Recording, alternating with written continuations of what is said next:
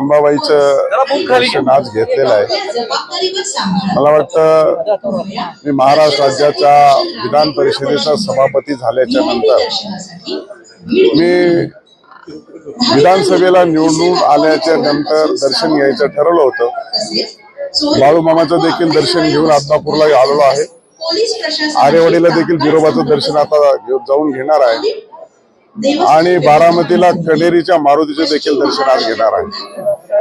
मी निवडणूक पूर्वी मी बोललो होतो की आपल्या दर्शनाला येईल, परंतु माझा अल्पशा मताने पराभव झाला। तरी देखील मी पराभव झाल्याच्या नंतर एका वरिष्ठ पदावरती माझी निवड झाली विधान परिषदेचा सभापती म्हणून, आणि मी ठरवलं जर निवडून आलो असतो तरी पद मिळालंच असतं आणि निवडून आलो नाही तरी पद मोठं मिळालंच आहे।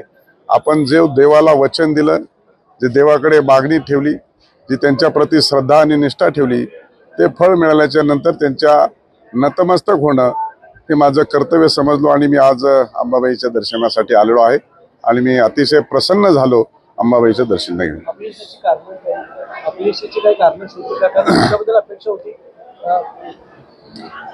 निवडणूक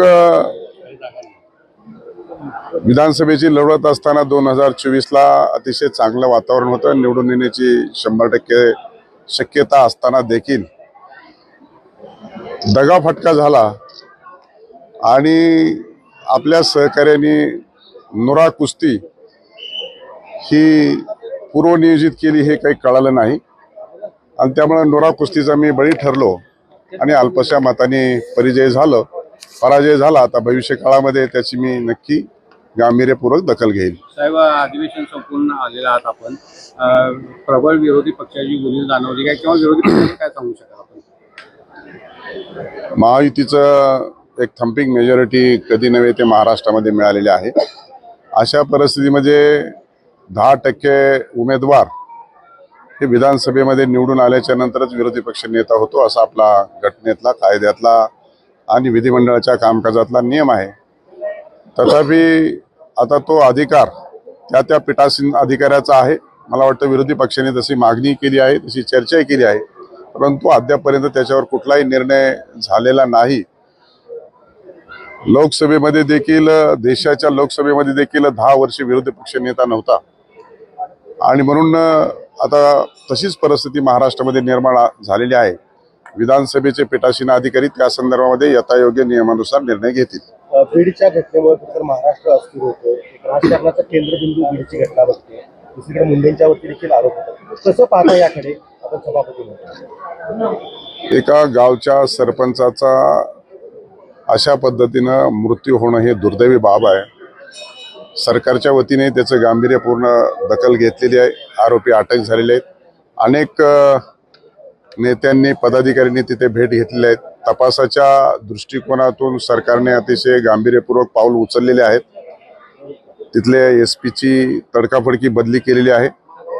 PIचं देखील सस्पेन्शन केलेलं आहे।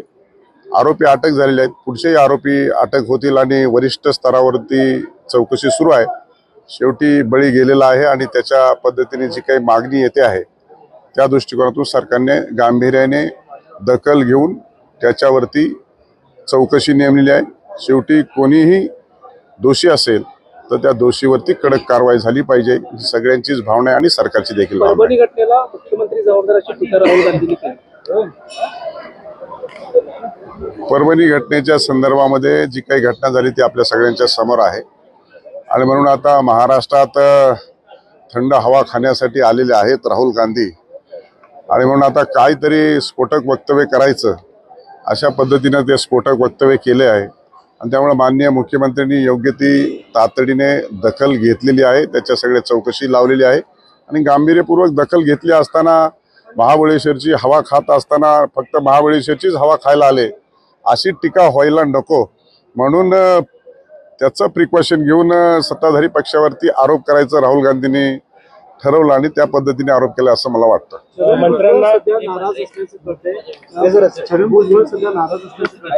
फडणवीस साहेबांची मुख्यमंत्र्यांची त्यांनी भेट सुद्धा घेतली काय आणि राज्यसभेवर जायची चर्चा सुरू आहे। 10-12 दिवस थांबा म्हणून CM साहेबांनी सांगितले, काय त्यांच्याबद्दल निर्णय असेल? नवीन राजकीय समिती महाराष्ट्रातील छगन भुजबळ साहेब हे एक वरिष्ठ अभ्यासू नेतृत्व आहे. निश्चित स्वरूपामध्ये जे काही झालेलं आहे त्या संदर्भामध्ये नेतृत्व त्या संदर्भात गांभीर्यपूर्वक विचार करत आहे. राज्याचे मुख्यमंत्री देवेंद्रजी फडणवीस साहेब देखील त्यांच्या संदर्भात त्यांना बोलावून घेऊन त्यांच्याशी चर्चा केली. मला वाटतं की निश्चित स्वरूपामध्ये त्यांच्यावर अन्याय झालेला आहे. हा अन्याय दूर करण्यासाठी मुख्यमंत्र्यांनी ज्यावेळेस इनिशिएटिव्ह घेतलाय त्याबद्दल निश्चित स्वरूपामध्ये त्याच्यात तोडगा निघाल्याशिवाय राहणार नाही. मंत्र्यांना जी निवासस्थाने वाटलेली आहेत किंवा आता अलॉटमेंट झालेली आहे त्याच्यामध्ये खरं तर शिवसेनेच्या मंत्र्यांना फ्लॅट दिले गेले, त्यामुळे एक नाराजीचा सूर आहे तो सध्या पाहायला मिळतोय. कसं पाहता याकडे? फ्लॅट दिलेत आणि बंगले दिले त्याच्यात कुठली नाराजी नाहीये. आता तुम्हीच सांगताय मला, कारण कधी नव्हे ते 42 जणांचं मंत्रिमंडळ पहिल्यांदाच झालंय. पूर्ण क्षमतेचं मंत्रिमंडळ महाराष्ट्राच्या मंत्रिमंडळाचं अस्तित्व आलेलं आहे. त्याच्यामुळं आहे ते दालनं सगळ्यासाठी उपलब्ध करून दिलेत. आणखी काही दालनाची आवश्यकता आहे, त्याच्यामुळे जेवढे दालन उपलब्ध झालेत निवासस्थान तेवढे सगळ्यांना दिलेले आहे.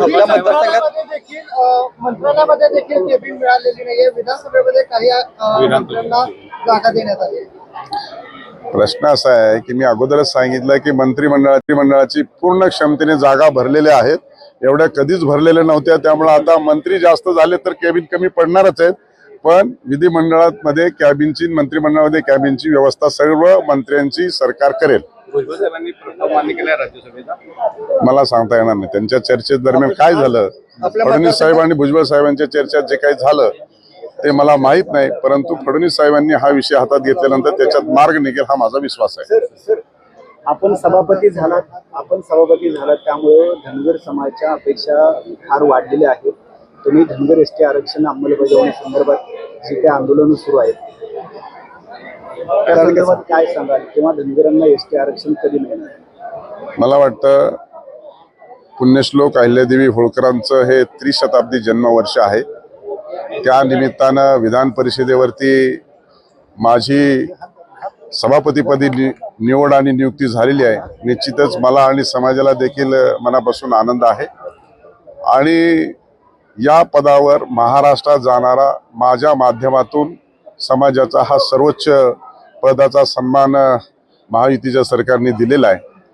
महाराष्ट्रातील धनगर समाजाचे प्रश्न आरक्षणाचे असतील की अजून इतर प्रश्न असतील त्या प्रश्नाला न्याय देण्यासाठी आता जो ॲक्सेस लागतो तो ॲक्सेस सर्वतोपरी वरिष्ठ पदावर असल्या कारणानं आता प्रश्न सोडवण्यासाठी या पदाचा निश्चित चांगल्या पद्धतीनं उपयोग होईल एवढंच या निमित्ताने सांगता येईल. त्रिशताब्दी वर्ष सुरू आहे, त्यामुळे काय सरकारमार्फत काय नवीन कार्यक्रम वगैरे यावर्षी काय राबवले? त्रिशताब्दी जन्मवर्ष महाराष्ट्र सरकार आणि केंद्र सरकार संयुक्तरित्या मोठ्या प्रमाणात सेलिब्रेशन करत आहे. आणि येणाऱ्या कालखंडामध्ये 31 तारखेपर्यंत मोठे कार्यक्रम, मोठ्या योजना अहिल्यादेवींनी त्यांच्या कालखंडामध्ये केलेली अनेक जीर्णोद्धाराची कामं असतील, त्याचबरोबर विहीर असेल, बारवा असेल, आता एक स्ट्रक्चर उभारले. त्यामुळं अहिल्यादेवींचं त्रिशताब्दी जन्मवर्ष होत असल्या कारणाने त्याचं मोठ्या प्रमाणात राज्य सरकार पुढं आणि केंद्र सरकार पुढं नियोजन आहे आणि ते येणाऱ्या कालखंडामध्ये आपल्याला दिसून येईल. धन्यवाद. तुमचा राहिला की तुमचा काय राहिला की तुमचा राहिला काय प्रश्न आहे ना काय?